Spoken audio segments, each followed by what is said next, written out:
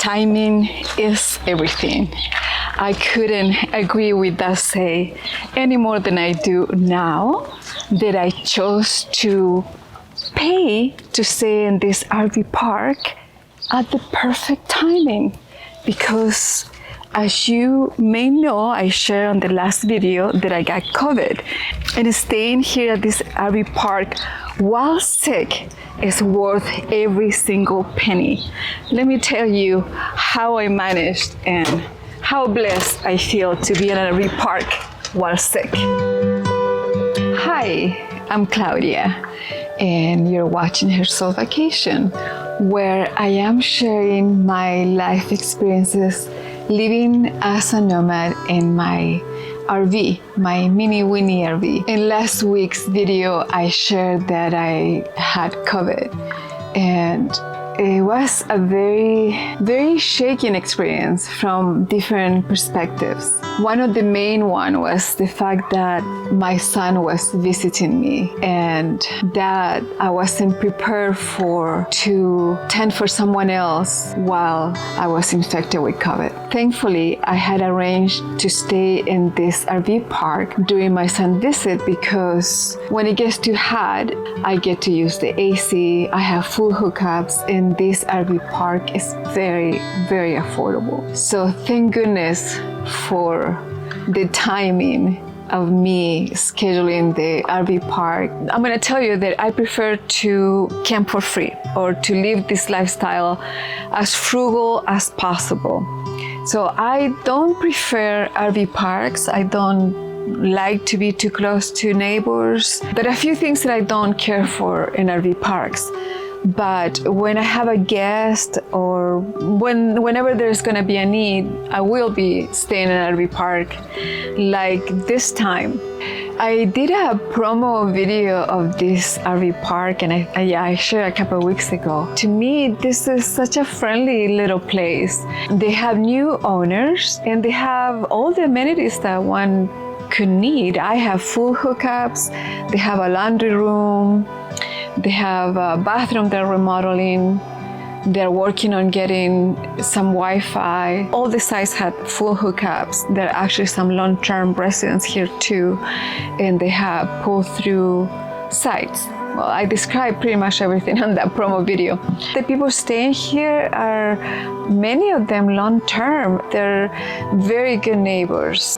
In this video, I wanted to share with you how I coped with being sick. I had never been sick in the RV and never been sick in the RV with a guest. And in reality, I very much believe that I contracted the virus at the airport. I picked him up from the airport on July 2nd, and on July 4th, at the end of the day, I was feeling sick. We were able to have a beautiful 4th of July get together with my neighbors. I love you, son. Happy 4th of July. Happy 4th of July. Happy 4th of July. Woohoo! And at night we had amazing fireworks.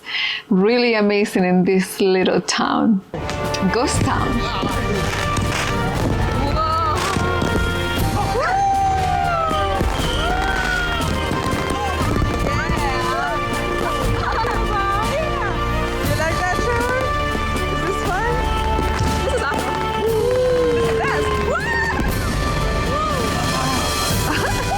So when I came home and went to bed, oh my goodness, the feeling was like my bones were breaking, and I had no idea what was going on. And that's when the next day I felt just no energy at all. And it was very difficult to stay away from my son, my guest. How bad is that? I mean, talking about good timing, there's also bad timing for things, right? And I was so proud of my son. He was such a good sport, and he was preparing his meals and minding his own business, watching his movies, listening to music. I have an outdoor living space with my gazebo. I got a couple new chairs, and he was able to be there, so we were separated. Love you. a lot of hand washing, and the first 2 days that he was here, I was able to take him for off-road riding. Very mild this time. I'm learning my lesson. I was so looking forward to this visit with my son. We both were, but especially me because, well, I adore him and I would do anything for him, but also because my heart breaks for him as he's not living his best life. And look how beautiful it is. And I have the best company. So I am super happy because I discovered a beautiful, beautiful spot that is very close to where I am. And I'm gonna enjoy it with the best company ever.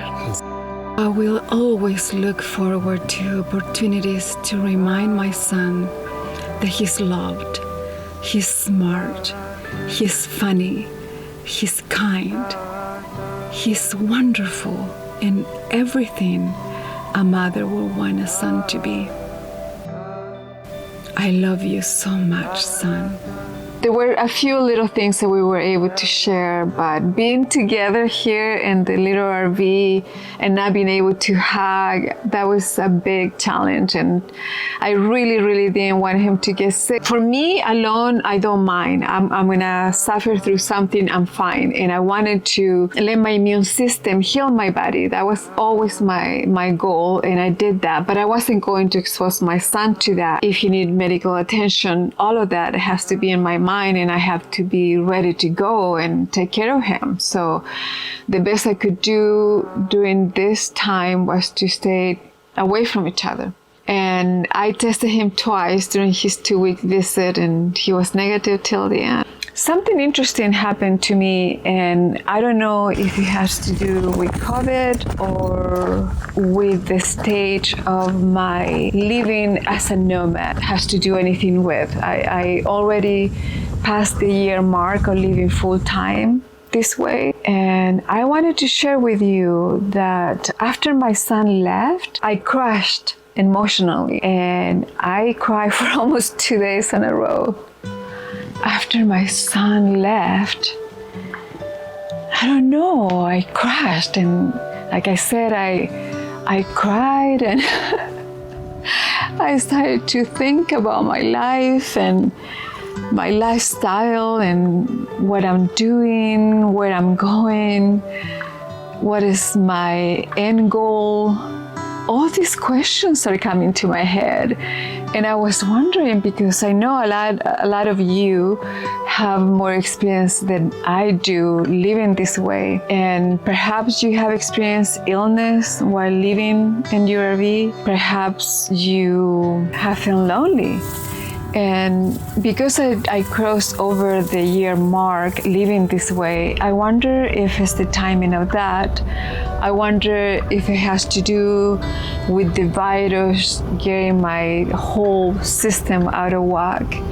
I wonder if I'm still recovering and it's pure loneliness. Is this how maybe I'm supposed to be feeling at this stage of this living as a nomad? I would love to hear from you. I would love to know if you have had this experience and how you managed. For me, I am thinking about where I'm gonna go next, and I'm thinking that I won't always be a nomad. So I've been considering buying land, maybe starting a homestead. I wonder if that's the end goal of most nomads. I have seen a lot of that happening. Anyway, I just wanted to update you a little bit about my slow recovery from COVID, living in my RV and with a guest and staying in this RV park. There's been all perfect timing.